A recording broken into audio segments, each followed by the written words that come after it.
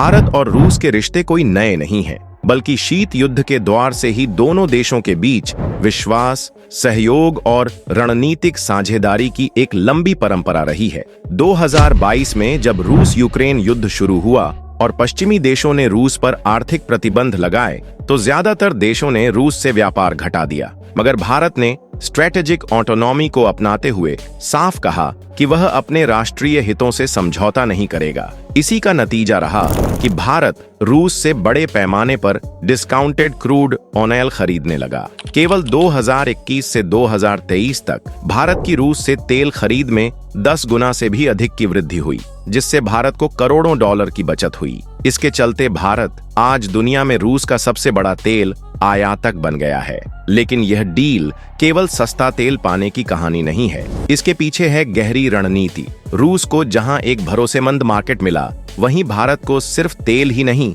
बल्कि उन्नत सैन्य तकनीक, परमाणु ऊर्जा सहयोग और साइबर टेक्नोलॉजी तक की पहुंच मिली है। भारत ने रुपये रूबल व्यापार के लिए एक वैकल्पिक भुगतान प्रणाली शुरू की, जिससे डॉलर पर निर्भरता घटी और रूस को वैकल्पिक अर्थव्यवस्था का सहारा मिला। भारत ने रूस के सामने कभी ये नहीं कहा कि वह केवल उपभोक्ता है। इसके बदले में भारत रूस को फार्मास्यूटिकल्स, इंजीनियरिंग गुड्स, ऑर्गेनिक उत्पाद, IT सर्विसेज और डिजिटल टेक्नोलॉजी में असली सपोर्ट दे रहा है। इन्फोसिस, सन फार्मा, TCS जैसी कई भारतीय कंपनियां रूस में अपने ऑपरेशंस को मजबूत कर चुकी हैं। इसके अलावा भारत ने रूस में कई संयुक्त ऊर्जा परियोजनाओं में भी निवेश किया है, जैसे कि सखालिन-1 में भारतीय कंपनियों की हिस्सेदारी। अब सवाल ये है कि ये सब भारत को कैसे फायदा पहुंचा रहा है और आगे भारत क्या रुख अपनाएगा। आइए इस वीडियो में आगे जानते हैं। रूस यूक्रेन युद्ध के बाद जब पश्चिमी देशों ने रूस से तेल खरीदना लगभग बंद कर दिया, उस वक्त भारत ने इस अवसर को रणनीतिक रूप से भुनाया। भारत ने रूस से सीधे ऑरल्स ग्रेड क्रूड की रिकॉर्ड मात्रा में खरीद शुरू की। ये क्रूड ऑयल आमतौर पर पश्चिमी यूरोप को भेजा जाता था, लेकिन प्रतिबंधों के कारण रूस ने भारत और चीन जैसे एशियाई देशों को भारी डिस्काउंट पर बेचना शुरू किया। भारत को यह तेल औसतन 10 से 15 डॉलर प्रति बैरल सस्ता पड़ता है, जो कि ब्रेंट क्रूड ऑयल से काफी कम है। इसके चलते 2023 से 24 में भारत का लगभग 35% से लेकर 40% कच्चा तेल आयात केवल रूस से हुआ, जो इससे पहले 2021 तक 2% से भी कम था। भारत ने एक ओर तो विदेशी मुद्रा भंडार की बचत की और दूसरी ओर पेट्रोल डीजल की कीमतों में स्थिरता बरकरार रखी, जबकि अंतर्राष्ट्रीय बाजारों में भारी उतार चढ़ाव जारी था। सिर्फ इतना ही नहीं,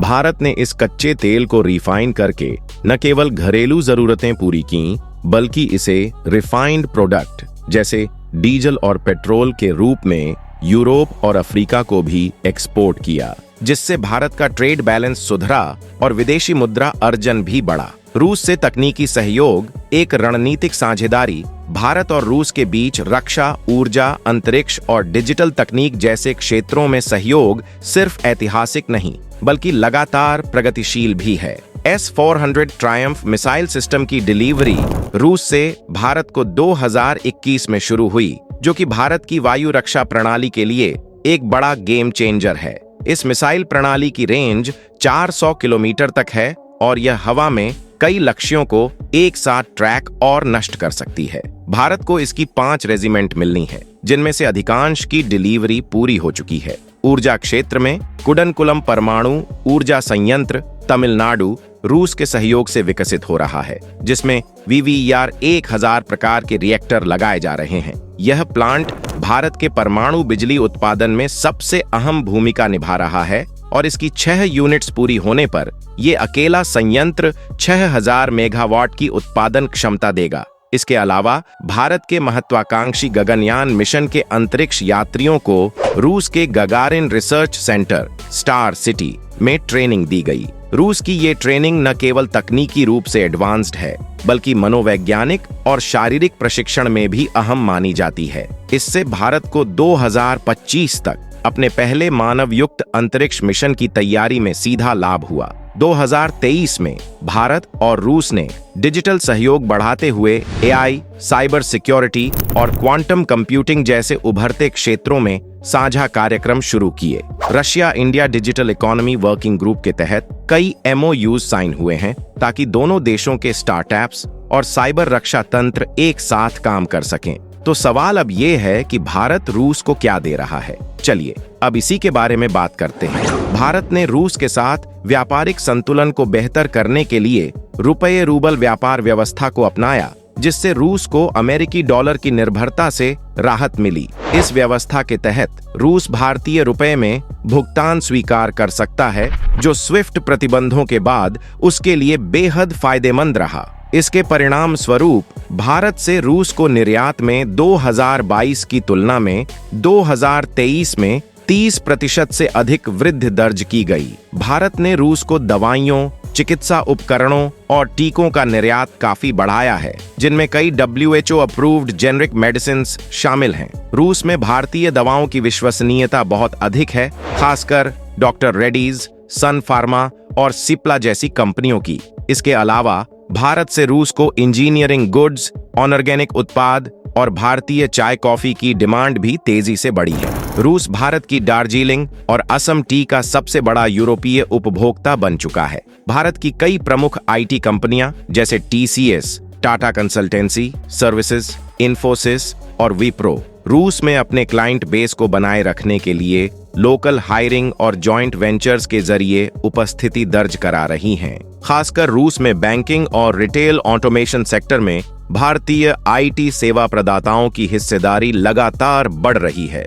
भारत ने रूस के भीतर फार्मास्यूटिकल मैन्युफैक्चरिंग यूनिट्स और टेक पार्क्स में निवेश भी बढ़ाया है। 2024 की शुरुआत में भारत रूस संयुक्त वेंचर से मॉस्को के पास एक नई फार्मा यूनिट की नींव रखी गई, जिससे रूस में हेल्थ केयर क्षेत्र को स्थानीय स्तर पर मजबूती मिली। ब्रिक्स और रणनीतिक साझेदारी, बहुपक्षीय मंचों में गहराता भरोसा। भारत और रूस की रणनीतिक साझेदारी केवल द्विपक्षीय व्यापार तक सीमित नहीं है। दोनों देश ब्रिक्स, SCO, शंघाई सहयोग संगठन, EU, यूरेशियन इकोनॉमिक यूनियन और G20 जैसे बहुपक्षीय मंचों पर भी मिलकर गहन भूमिका निभा रहे हैं। विशेष रूप से ब्रिक्स करेंसी व्यवस्था को लेकर चर्चा तेज हुई है, जिसका मकसद अमेरिकी डॉलर पर निर्भरता को घटाना है। रूस और भारत दोनों ही इस बात पर सहमत हैं कि स्थानीय मुद्राओं में व्यापार और वैकल्पिक भुगतान तंत्र को प्राथमिकता दी जाए।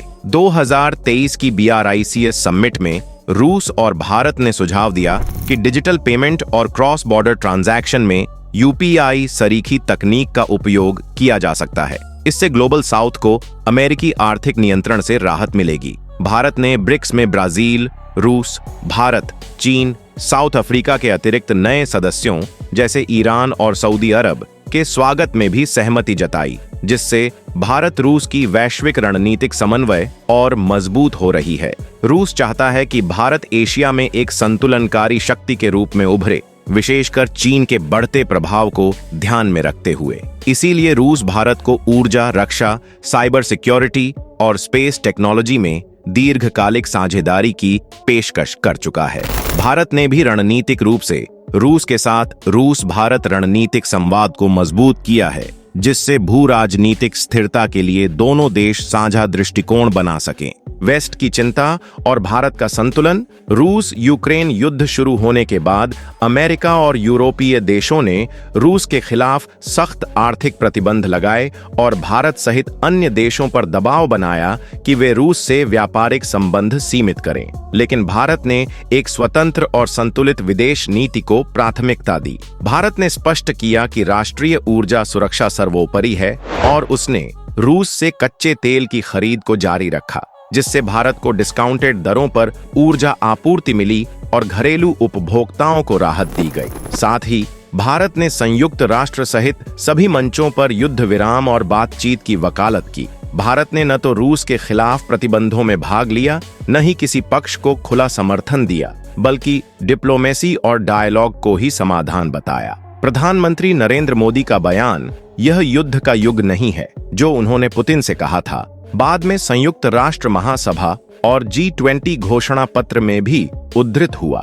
भारत ने रूस से आयात बढ़ाकर जहां रणनीतिक ऊर्जा संबंधों को मजबूत किया, वहीं पश्चिम के साथ भी अपने व्यापार और कूटनीतिक संबंध बनाए रखे। यह संतुलन दर्शाता है कि भारत अब एक आत्मनिर्भर और निर्णायक वैश्विक शक्ति के रूप में उभर रहा है। अगर आपको यह वीडियो जानकारीपूर्ण और पसंद आया हो तो इसे लाइक करें, अपने दोस्तों और परिवार के साथ शेयर करें और ऐसी ही सच्ची और रोचक जानकारियों के लिए हमारे चैनल को सब्सक्राइब करना न भूलें। Thank you for watching.